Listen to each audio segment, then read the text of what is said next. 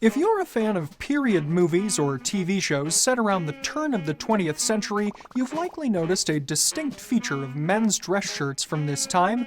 Their collars, and sometimes their cuffs, could fully detach from the shirt bodies. But why don't modern dress shirts have detachable collars? We've identified 6 key reasons. Let's jump right into today's list with our first item, advances in laundering.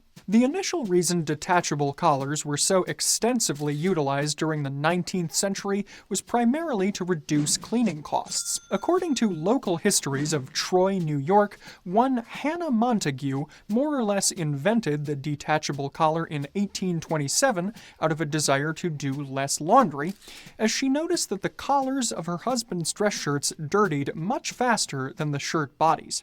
While few of us love doing laundry even today, it's important to remember that washing clothing was a difficult and/or expensive process for most people for most of human history. Well, clothed history anyway. Most clothing had to be washed by hand, and there wasn't always clean water freely available for the average household to do this on a consistent basis. Add in the need for hang drying and being at the mercy of the elements when trying to dry your clothing, and it becomes obvious the challenges many faced when trying to keep their garments clean. This was enough of a problem that, at least by the time of Ms. Montague's innovation, many would settle for just cleaning all of their collars and cuffs every couple of days, leaving the body of the shirt unwashed for extended periods of time, or unless absolutely necessary. In fact, the Victorians continued to innovate, even devising things like false shirt fronts to be worn with collars and cuffs, effectively eliminating the shirt body altogether. Friend of the channel Aaron White covers why the Victorians faked their shirts in greater detail on his channel Antique Menswear, but suffice it to say that there was more sartorial cleverness afoot than you might expect in an era that so heavily valued formality and tidiness. By the 1920s and through the ensuing few decades, though, as clean water became more readily available and washing machines became standard, at least for those in the industrialized world, clothing became far easier to wash, lessening the need for separate collars. Our next reason is number 2, changes in collar styles. While we just mentioned some of the clever workarounds the Victorians devised for their shirts, what they were working around was the prevailing sartorial character and silhouette of the time. That is, clothing that was, especially by modern standards, formal, stiff, and somber, with an emphasis on verticality and sweeping lines. In terms of shirt collars, then, this meant styles that sat high on and covered much of the neck, whether complemented by sweeping wings, long spear points, or a squared or rounded club style. Being separate from the shirt body helped these collars to stand upright and maintain proper appearance and coverage, as they could be cared for as individual pieces. Also aiding in this effort was a particular element of maintenance, which we'll touch on next. But to wrap up this point, as fashions and silhouettes casualized from the 1920s onward, tall, austere collar styles came to be seen as stuffy and outmoded, and as collars were allowed to lower on the neck and softly fold over, the default once again became for them to be fully attached to the shirt body. Now let's cover that maintenance element with the next factor on our list, number 3, less collar starching. Even more than by being separate pieces, Victorian and Edwardian collars maintained their height and shape through the liberal application of starch. Either done at home or by sending the collars to a professional laundry, various mixtures of starch and other ingredients combined with heat and pressure helped detachable collars to rigidly maintain their shapes. If you'd like to learn more about the mixtures and techniques, Antique Menswear is once again a great source, this time with multiple videos on the topic. And while it was quite a laborious process, the results did speak for themselves. Tall, elegant collars that would remain so throughout a day's wear. This is one reason that, should you desire, you can still find formal shirts for dress codes like white tie, morning wear, and early black tie that take detachable collars. The ultra-formal look can't quite be replicated by any other means and is key for getting wing collars to stay in place and frame bow ties properly. Starching is much easier to accomplish with a detachable collar since the shirt body isn't in the way while the collar is treated. And as you'll know if you've ever worn a starched collar, it's stiff enough on its own to affect your posture and how you hold your head, let alone if the rest of the shirt were starched too. For standard cotton collars, this starching process had to be done virtually every time the collar was worn, presenting additional time and labor constraints and dovetailing with our earlier points. But by the 1930s, new methods like trubinizing were increasingly used to give a similarly elegant appearance to the softer, sewn-on collars that were now dominant. This process stiffened shirts, particularly collars, by using cellulose-derived fabrics and proprietary solvents, which helped to create a more formal appearance without the need of continuously applying starch. As with our previous point, as the 20th century wore on and comfort increasingly started winning out over formality, starching faced stiff competition, or would that be soft competition? And softer, less structured collars, which receive little to no benefit from starching, would win out in all but a select few cases. With that said though, not all detachable collars available today need to be starched. Some retailers, like Darcy Clothing, not a sponsor, have continued in the spirit of innovation we mentioned earlier, providing washable collars for men who want the look without requisite starching. And I'm wearing one of their collars, specifically the model CO126W,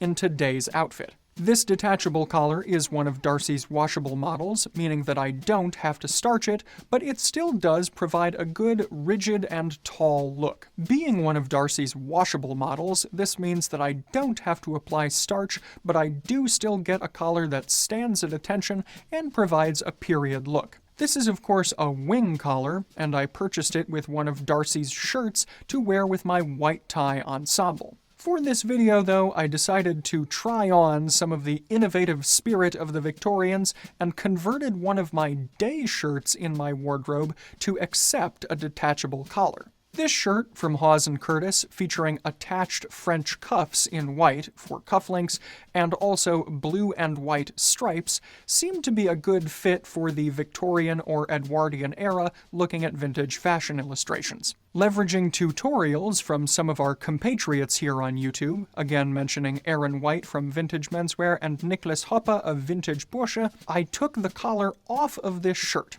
While I have a good amount of experience in hand sewing and mending, my wife is the one with experience using a sewing machine, so she was able to sew the buttonholes into the collar of the shirt. For both the rear and front studs, we put pockets in the collar of the shirt so that they don't go all the way through and irritate my neck. This is a very nice feature.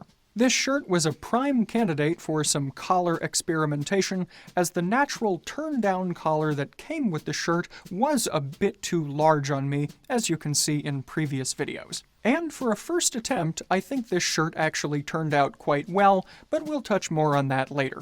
In the cuffs of the shirt, I've got inserted some cufflinks from Fort Belvedere. These are part of our new Predator and Prey series, and they feature an eagle design on one side of the cufflink and a snake on the other. While I haven't necessarily gone for a fully period outfit today, I did decide to include a few other pseudo-Victorian or Edwardian touches. As such, I'm wearing a charcoal gray three-piece suit with a bit of character in its weave, and I've also accented the pockets of the waistcoat with a silver pocket watch chain to harmonize with my cufflinks. My shoes are split-toed single monk straps featuring silver buckles, and their leather is dark brown but with a reddish undertone in a museum calf style. My vintage navy blue silk pocket square features a diamond motif in tones of pink and yellowish brown, and a floral motif running around the border of the square. The rest of my accessories today are from Fort Belvedere, and these include my two-toned shadow-striped socks in light gray and pink, my boutonniere, a cornflower design in deep blue and white, and my bow tie, which is also relatively new to our shop. This is in pink tones, featuring tiles or medallions in navy blue and white. Rounding things out today is the fragrance I'm wearing, the newest from the Roberto Ugolini collection. It's called Patina. It features powdery vanilla notes that harmonize together for a very pleasing scent. So, for the socks, cufflinks, boutonniere, bow tie, and fragrance I'm wearing today, as well as a wide array of other accessories, Ugolini fragrances, and corduroy trousers, you can take a look at the Fort Belvedere shop here. We've still got a few more points to cover today, though, so next on the list is number 4, military influence, and specifically that of World War I. As we've mentioned elsewhere on the channel, menswear is often heavily influenced by the military, and detachable collars were no exception. World War I was, in many ways, the first modern war in terms of tactics, weaponry, and most relevantly for us, uniforms. The bright color and copious ornamentation that had decorated military uniforms in centuries prior were now largely gone, and soft, sewn-on uniform collars saved time and gave soldiers one less thing to worry about while in the trenches. After all, the time necessary to fiddle with collar studs was time that men just didn't have in the life-or-death environment of war. As with trench coats and cartridge razors, among other items, many veterans of this war continued to embrace these features once they returned to civilian life, and the added functionality that came from having sewn-on collars simply became preferred over their detachable counterparts. Speaking of taking unnecessary time, our penultimate point is number 5, inconvenience. There's no getting around that it's simply less convenient to wear a detachable collar than a sewn-on one. Needing to affix 2 shirt studs at the back and the front each time you put on your shirt added an extra step when dressing each day. You might think of it like adding in extra cufflinks for your collar. Those extra few minutes each morning, not to mention the additional time required to make sure collars were properly starched, eventually came to be seen as simply not worth it in the eyes of many men, spurred in large part by those efficiency-minded veterans, no doubt. And even other somewhat fiddly accessories like cufflinks, while still frequently used today, are not as ubiquitous as they used to be, with barrel cuffs being the default option. On that note though, cufflinks are still easier to work with than collar studs and are much more visible in your finished outfit, which is why we at Fort Belvedere offer a wide selection of stylish models. As for collar studs, though, the writing was on the wall by the 1920s. Society had decided that the look of detachable collars, while impressive, didn't justify the time necessary to fiddle with studs every day. The last reason on today's list is number 6, neckwear and collars becoming optional. While the look of wearing a detachable collar without a necktie or bow tie has gained some traction in menswear circles in recent years thanks to Peaky blinders, a detachable collar was, historically, almost never worn in public without accompanying neckwear, since it was seen as unfinished or unsophisticated to be without neckwear while in the company of polite society during that era, meaning there was a strong social stigma against it, though no one would say that to Thomas Shelby's face. As neckwear became less of a requirement while out in public, the need for more formal collars went with it, making detachable collars obsolete and a bit anachronistic for many. This is perhaps the ultimate expression of the ongoing casualization of menswear over the 20th and 21st centuries. Round about the 1940s, similarly spurred by World War II, neckwear was no longer a mandatory part of more casual outfits, and from the 50s through the 70s, even the collared shirt gave way to collarless options in casual wear. With all this said then, the question remains, can you wear detachable collars today? As we mentioned earlier, some formal evening shirts from specialty retailers still have detachable collars,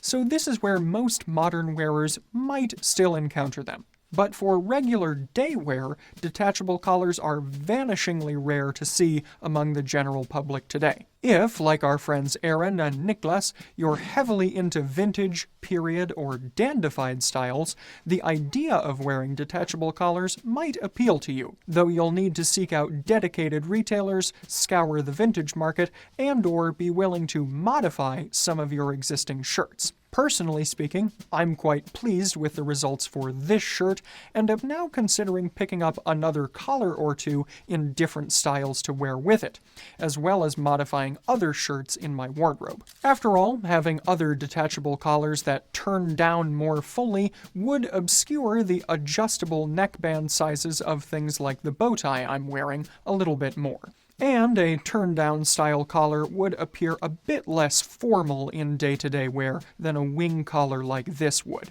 Even with all of these considerations, detachable collars will likely remain only an occasional sartorial indulgence for me. As this video has shown, sewn-on collars do have a number of practical advantages, so it's no surprise that they won out in the eyes of most men, and there probably won't be a strong desire to return to this practice from the general population. But if you're detachable collar curious, more power to you. The look, when well executed, is quite impressive. In conclusion, sewn-on collars will almost certainly remain the norm for the majority of the population, although the granddad collar look seems to be enjoying a bit of a resurgence at present, and maybe experimentation with these pseudo-Edwardian shirts could lead to detachable collars making a countercultural comeback. Stranger things have happened, after all. We'd like to know, what do you think of detachable collars, and do you have any in your wardrobe? Let us know in the comments below.